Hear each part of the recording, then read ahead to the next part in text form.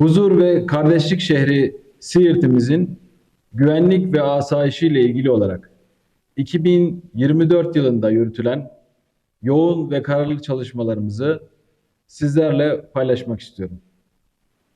Kıymetli hemşehrilerim, terör ve terörle mücadele konusunda 2024 yılında yapılan terör operasyonlarında bölücü terör örgütüne mensup toplam 8 terörist etkisiz hale getirilmiştir.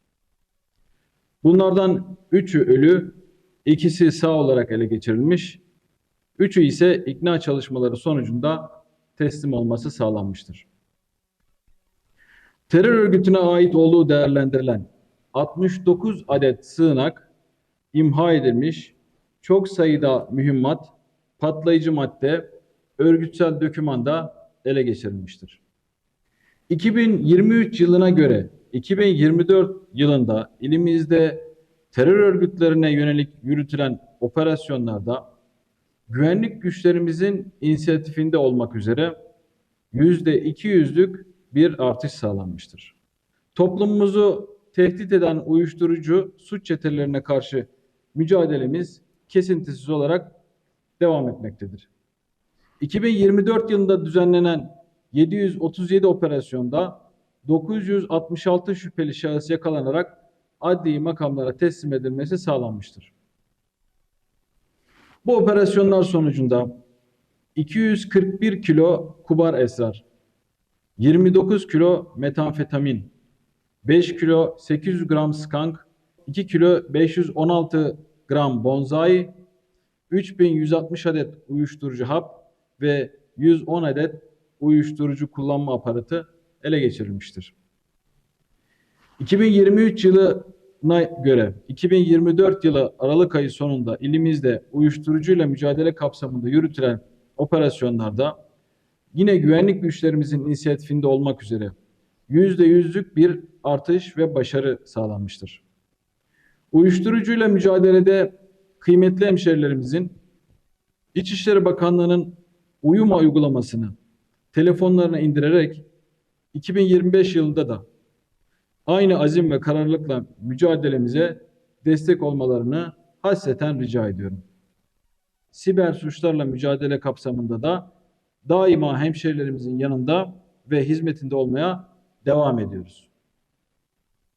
İl Emniyet Müdürlüğümüz ve İl Jandarma Komutanlığımızın siber suçlarla mücadele şube müdürlüklerince yapılan çalışmalarda 2024 yılında 1170 siber olay meydana gelmiş, terör örgütü propagandası yaptığı tespit edilen 857 kişi hakkında da adli işlem başlatılmıştır. 2030 yasa dışı bahis ve müstehcen içerikli sitenin kapatılması sağlanmıştır. Vatandaşlarımızın siber farkındalıklarını arttırmak amacıyla 22.221 kişiye de eğitim verilmesi sağlanmıştır. Tüm ülkemizde olduğu gibi ilimiz genelinde de düzensiz göçle mücadele konusundaki çalışmalarımız yine kararlılıkla devam etmektedir. 2024 yılında düzenlenen asayiş uygulamalarında yakalanan 223 düzensiz göçmen İl Göç İdaresi'ne teslim edilerek sınır dışı işlemleri için en yakın geri gönderme merkezine sevk edilmiştir.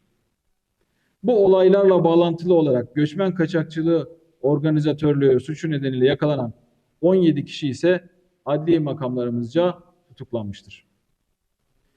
Jandarma ve emniyet sorumluluk bölgemizde 2024 Siirt il genelinde 2338 asayiş olayı meydana gelmiştir. 1973 kişi yakalanarak haklarında adli işlem uygulanmıştır.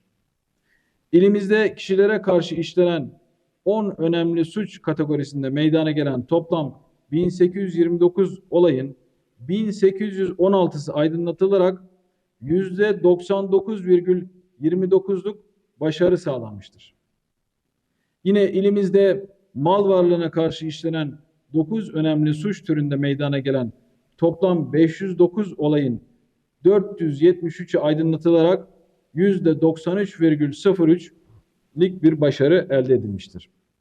Siirt il genelinde 2024 yılında 392.177 araç denetlenmiştir. Yapılan denetlemeler neticesinde 259 sürücü belgesi geri alınmış, 1855 araç ise trafikten men edilmiştir.